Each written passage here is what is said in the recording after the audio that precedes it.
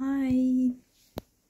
خب امشب هالووینه و امروز فردای روزی که ویدیوشو قرار شما ببینید.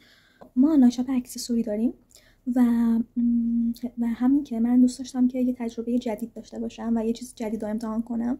برای همین یه سری از اکسسوری های آنلاین شاپمون رو برداشتیم و توی یکی از نمایشگاه‌های کسب و کار ما غرفه گرفتیم. قراره بریم اونجا ببینیم که چقدر میتونیم بفروشیم وسایلمون رو و اینکه میتونیم اینجوری پیجمون و کارمون رو تبلیغ کنیم یا نه. اول از همه باید یک لیست از محصولاتی که میخواستم با خودم ببرم درست میکردم و با قیمت داخل لیست مینوشتم که کارم راحت تر باشه. اینجوری موقع فروختن محصولات هم قیمت ها دستم بود و اگه یادم میرفت میتونستم نگاه کنم و همین که هر کدومو که میفروختم علامت میزدم و بعدا میتونستم چک کنم که چجوری همه چیز پیش رفته، نه چیزی گم میشد و نه چیزی از قلم میافتاد. یه ساعتیه چنده؟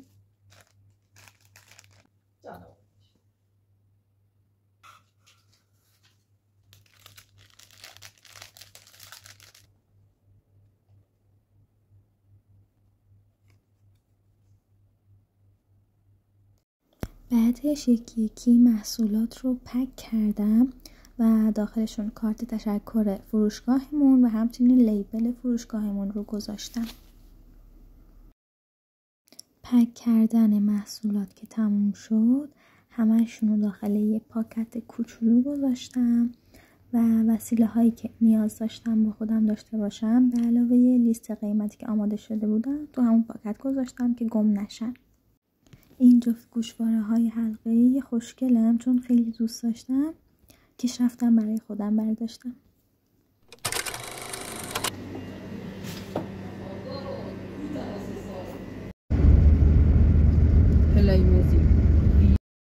وسیله هامونو سوار ماشین کردیم. چون شب نخوابیده بودم هم اینجا یه قهوه خوردم که مزه زهر مار میداد. این هم از ویو مسیرمون تو جنوب که گوسفندار دیدیم اینجا.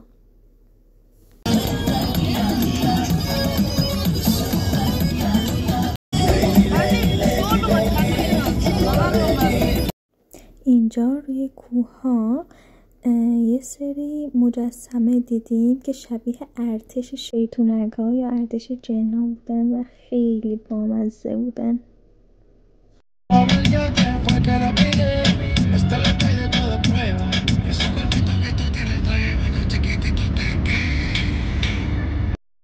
دو ساعت و خورده‌ای بود که توی راه بودیم و هنوز یک مقداری از مسیر مونده بود و اینجا ضد آفتابم باید تمدید میکردم که نسوزم.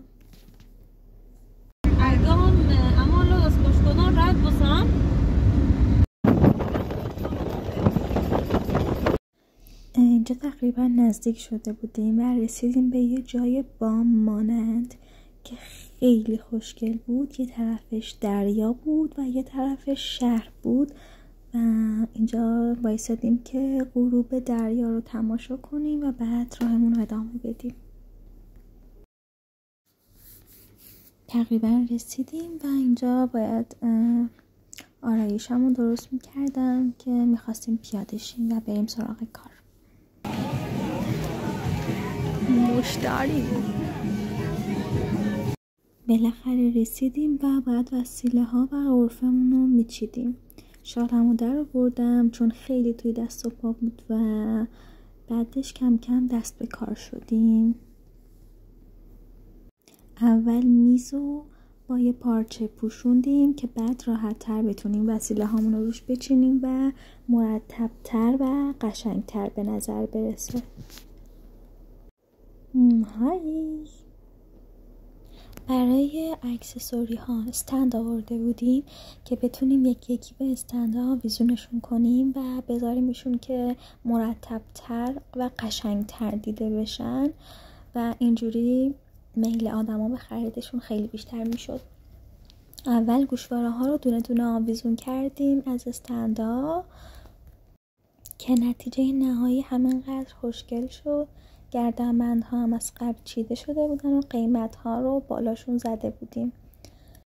بعد هم تک تک وسیله ها رو بردیم و روی میزمون چیدیم که خیلی سورپرایز شدیم در ادامه، چون متوجه شدیم که نت همراه اینجا وصل نمیشه و کارتخانه ما هم به وای فای وصل نمیشد. قشنگ اوضاع خیلی مستاب بود، نمیشد کارت به کارت کرد به خاطر نبود اینترنت و نه کارتخوان کار میکرد.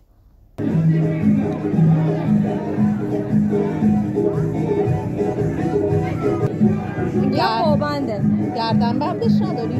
نه اینا رو نه، گردنبند فقط اینا موجوده و این یکی که گم شده. یه چند میفروشه؟ ما اینا قیمت ها روش زده. کدومش؟ اینا قیمت ها روش زده. نمیدونم اصلا نمیدونم جان؟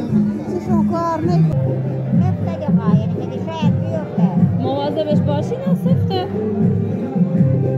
این چنده؟ اون عزیزم 240.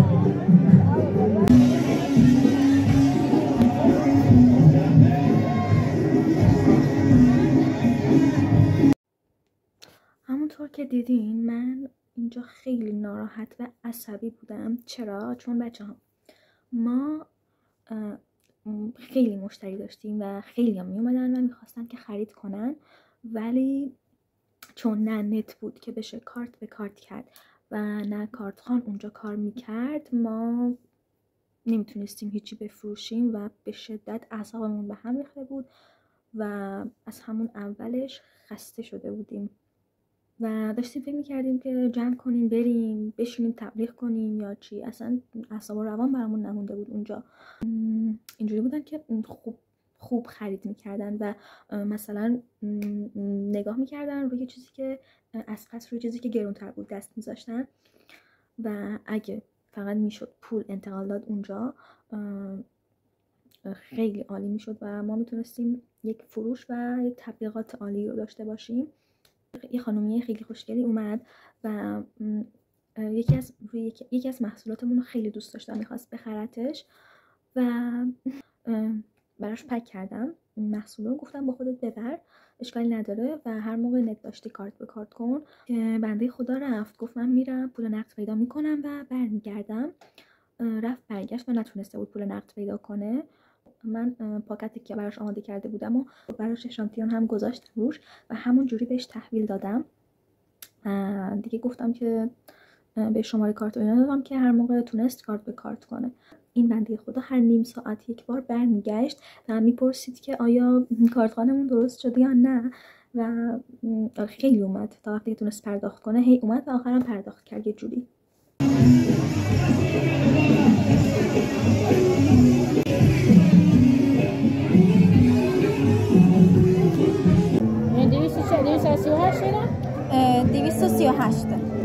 مصطفی خطا که رازی زنده برا بندم هم که این بسنده بندیلیف چقدره؟ اینا یه لحظه 225.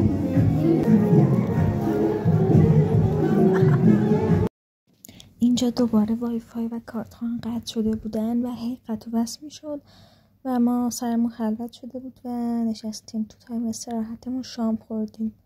بعد از اونم کلن وصل نشد.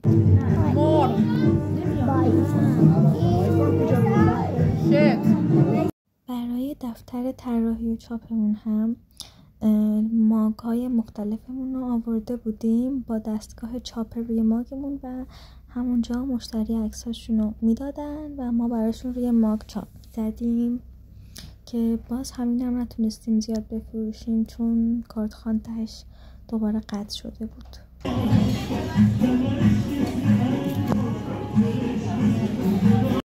خسته و کوفته و با اعصاب خراب از این مشکل مزخرفی که وجود داشت همه چیز رو جمع کردیم آخر شب که بریم دیگه.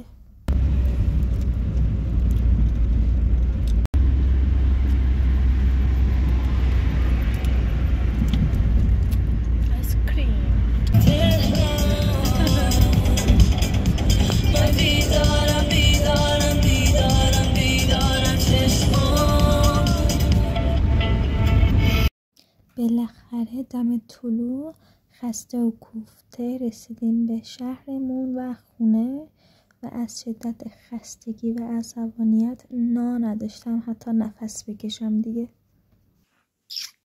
صبر کنین تیکه رو یادتونه اولی ویدیو؟ حالا لباسم وقتی برگشتم انگار از تو دهن گاو در اومدم.